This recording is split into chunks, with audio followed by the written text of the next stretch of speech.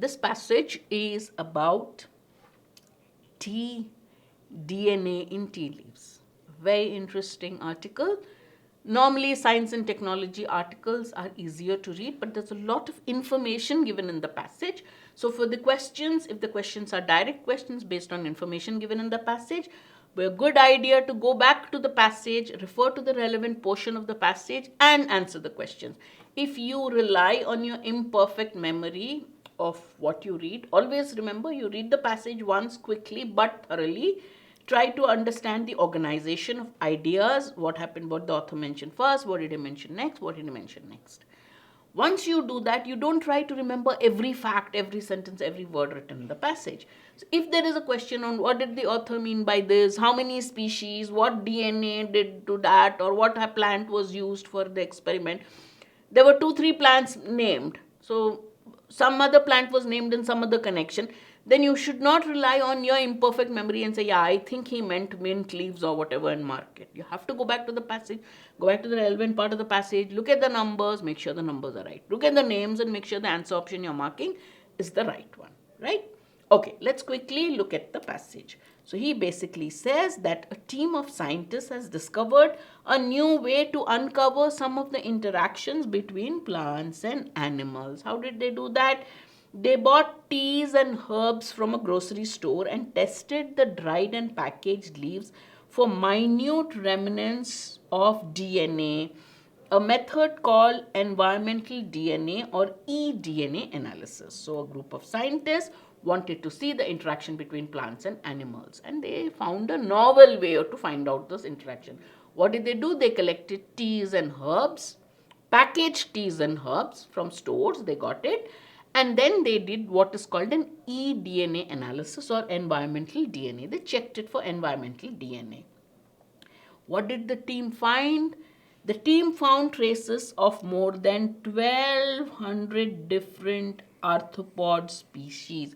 Arthropods are insects or tiny insects, organisms without a backbone, right? Invertebrates, they're called. So you don't have to know that. They found 1200 different arthropod species. Know that arthropod has to do with animals, insects, from their analysis of just 4 plants: chamomile, mint, tea, and parsley. So they analyzed 4 plants. How? By taking packaged products, and they analyzed DNA, environmental DNA, and they found 1200 different arthropod species, DNA of 1200 different arthropod species in just 4 plants. All right, that sets the tone for the passage. The team had to develop methods to extract and amplify the arthropod DNA from all plant material. The vast majority of the DNA in tea leaves is from the tea plant itself, obviously. Probably 99.999% or something like that is plant DNA. Only a tiny fraction which is left is insect DNA. So 99.999% of DNA is tea or whatever plant DNA.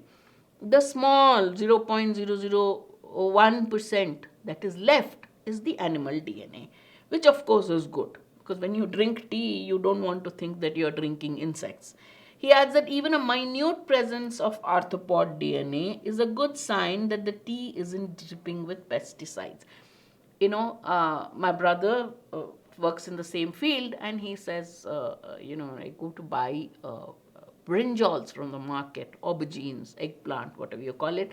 He says, good if you have insects in them. And I would look at him. He says, that shows that there's been no insecticide or pesticide used there. So it's the same way here. He says, when you find arthropod DNA in tea leaves, in mint leaves or whatever, it's a good sign. That means that there isn't too much pesticide that has been used on it. The researchers figured out how to isolate arthropod DNA by finding a key sequence. So how did they do this? Is given the method that they found a key sequence that differs between arthropods and plants. The team discovered on average more than 200 different arthropods from each tea sample. On an average, there was more than 200 different types of arthropods in each tea sample that they found. Not all of these animals could be matched to known species. Some of the animal DNA, they could not match the DNA with any of the known species of animals, highlighting a need for further research on the more obscure and understudied groups. But those that were identified generally matched the known distribution of both the plants and the arthropods. Many of the species, they could not find the arthropod. What arthropod does the DNA belong to? But the one where they found aligned with the geographical location and presence or distribution of both the plants and the arthropods. For example, now this example he is giving, what does he mean by that?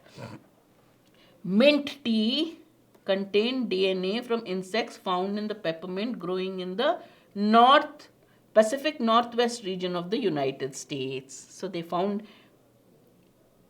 mint tea had DNA from insects which are found in the peppermint growing Pacific Northwest region of the USA. That particular insect is there, and they found mint tea had a DNA of those insects.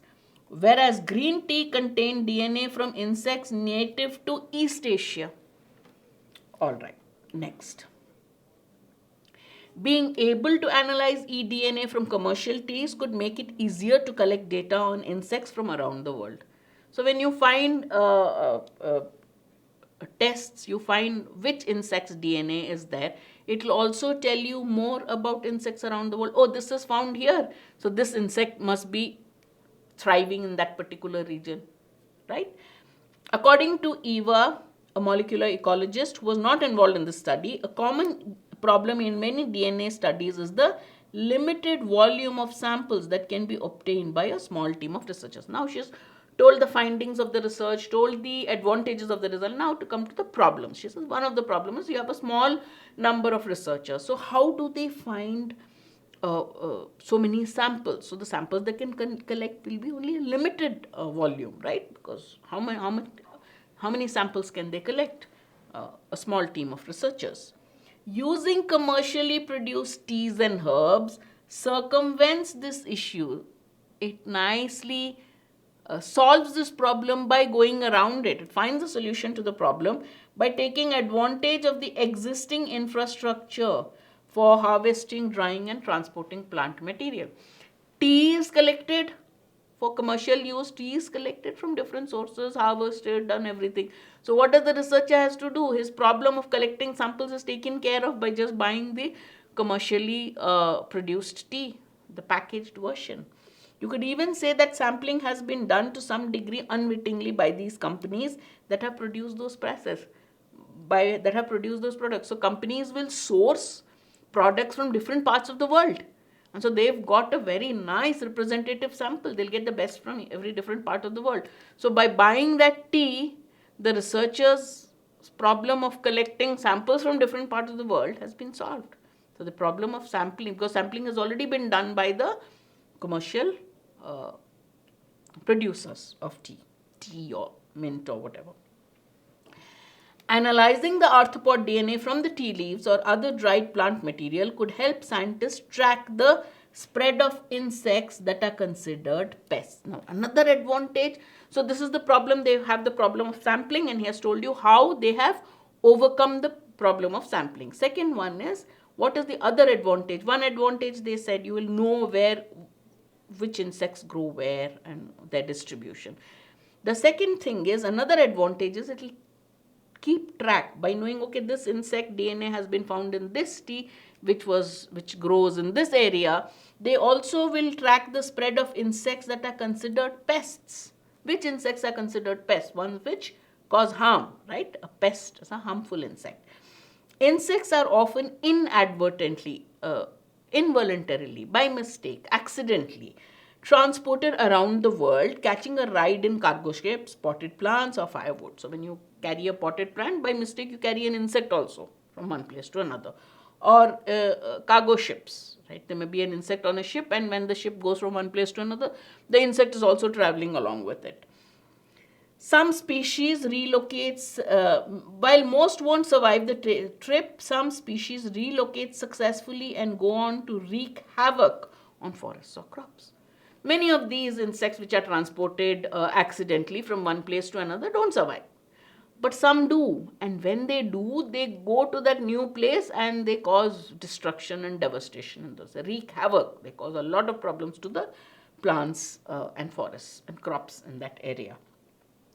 So, what will being able to detect these species do? Being able to detect harmful species soon after they show up in a new area could help kickstart the management process. So, you can check the pest, you can do pest control, you can check the pest population by knowing, oh, this particular DNA has been found here.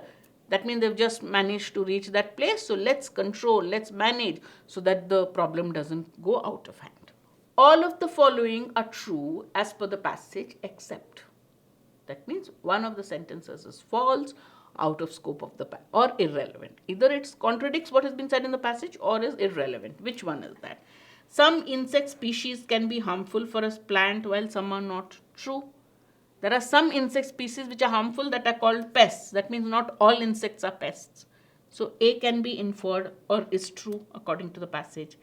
Insect DNA in tea leaves is approximately 0.001% true. My math is not very good, but I know 99.999% DNA is plant DNA. So the left, what is left is 0.001%. Therefore, yes, I can infer or B has been mentioned in the passage. The current research discovered DNA of more than 200 arthropod species per sample. Let's go back to this. Did they do that? We'll find out. The current researchers found DNA of more than 1200 arthropod species in just 4 samples. This is true. Now, why would C be wrong? What has he said about 200 arthropod species? This is where you have to go back to the passage. Otherwise, you'd be confused between C and D. What did he say about that? Let's go back. Where are the numbers? Which part of my passage has the numbers? Right at the beginning. Right? Very much at the beginning. What did they find? 1200 in 4 plants is correct. So what was the other one? 200. 200 was the other word which we wanted. Where is that? More than 200 on average. On average, more than 200 per each tea sample. What did the answer say?